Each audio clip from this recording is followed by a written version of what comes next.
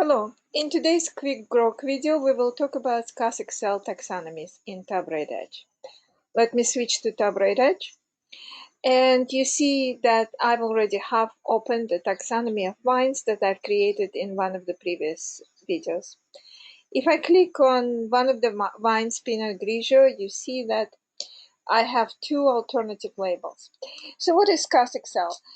It's an extension of SKOS that allows us to handle labels, alternative labels, hidden labels, as resources of their own, with their own identity, as opposed to strings.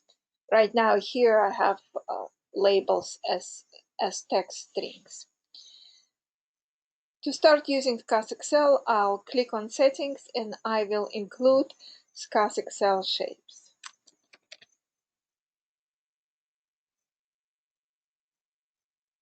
Go back to our taxonomy. And you see that now an additional section has appeared for label as object, SKOS-XL labels.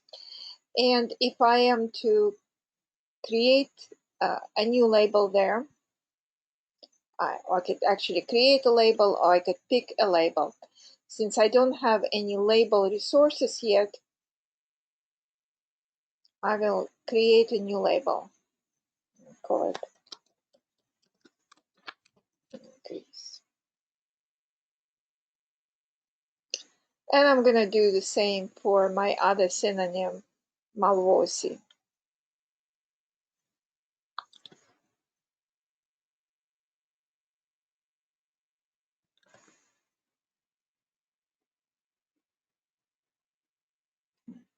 So you see that they are resources of their own in their own right. They exist separately from concepts. They have their own identity, etc. And if I am to switch on the search panel, that gives me another group of or type of resources to select, labels, which is the two labels that I've just created. Why would I want to do something like this? Well, typically people want to do something like this because they want to make additional statements about those labels. Let's say I want to say that Pinot Gris is more common synonym for Pinot Grigio than Malvosi. So we look at this and see the definition of Malvosi and see it's a synonym for many different grapes varieties. Most often it's a synonym for Pinot Gris, but it could also mean other things. So as an alternative label, alternative term for Pinot Grigio, it has less weight than Pinot Gris, which is just a synonym for Pinot Grigio. So in order to do that, I want to specify weight.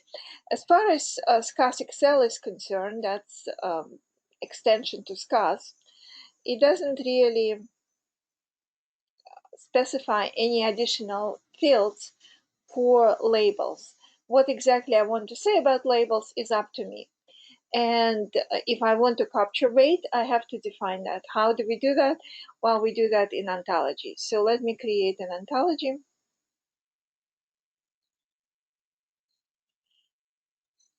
And call it SKOS-XL extension. Customization, but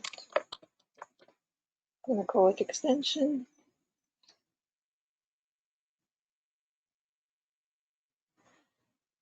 So I will be extending or customizing SKOS-XL. That means that first I have to include SKOS-XL in it.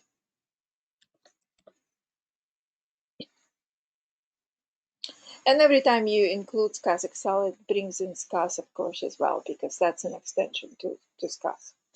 So here is my label class. And you see that it has only one property, literal form. I want to create another property for it.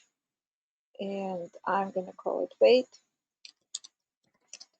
And I'm going to say that you cannot have more than one weight. And I'm going to make weight integer. Let me go back to my taxonomy now.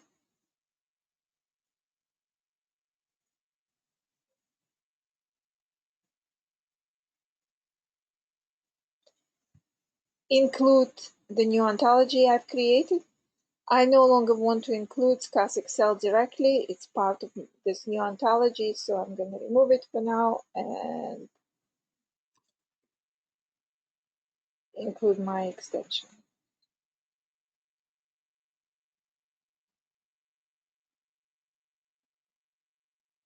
So now I'm going to go to Pinot Grigio, and I'm going to go to Pinot Gris, and for weight, I'm going to put 100 because that's a total kit. And for Mavosi, let's say I'm going to put 40. And that's how you use SKOS-XL. So you add this additional information for labels that exist separate from your concept. Now you could see here that I still have labels to strings, and I should not do that because they should either be resources with their own identity or label assets, or they should be strings. So I'm going to delete them.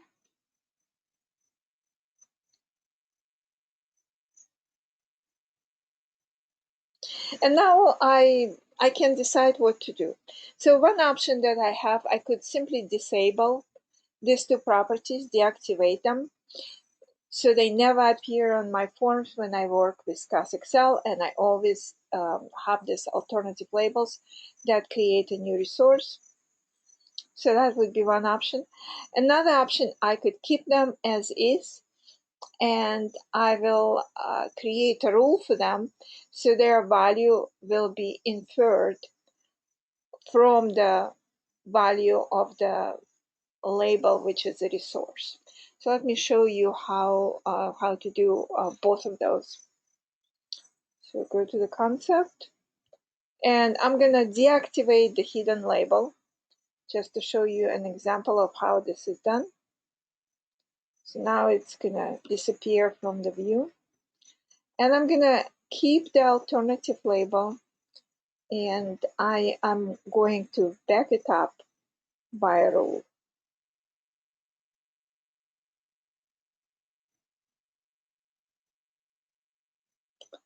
So the rule template that I'm going to use is a copy indirect values, which is one hop away. So I'm going to go from the concept to the label, and then I'm going to use a literal value of the label.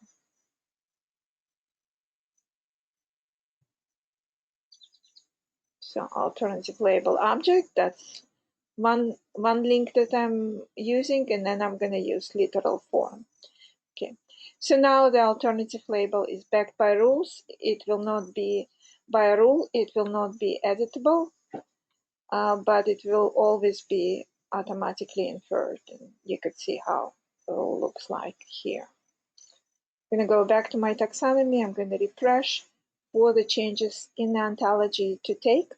As you see, I have the hidden label field has disappeared because I deactivated it. The alternative label is there and it's populated even though I deleted the values because it's now calculated by a rule. And if I click on edit, I will never going to be able to edit those values. They will always be calculated. So this is how you could use SKOS-XL in TopBraid EDG. The only thing that left to mention is that there is an alternative to using SKOS-XL. As we discussed, the goal is really to be able to capture some information about a label in the context of a specific concept. So instead of creating a label resource, which sometimes can be confusing, you could actually reify the relationship itself and then capture additional information on the relationship. So let me show you how this works. I am going to go in another asset collection that is called data graph, just because I have an example of that kind of thing there.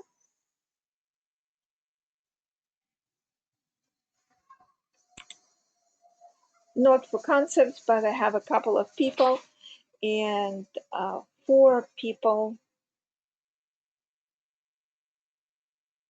the actitine property is reified, where I could put a role information on a relationship between a person and the movie they've acted in.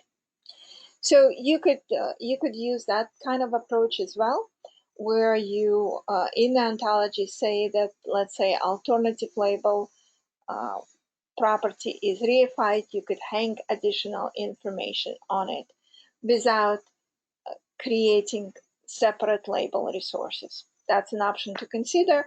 And if you want to know how to make this possible, how to declare that a particular property is reified, take a look at the user guide for ontologies. It is described there in detail. Thank you for watching this video.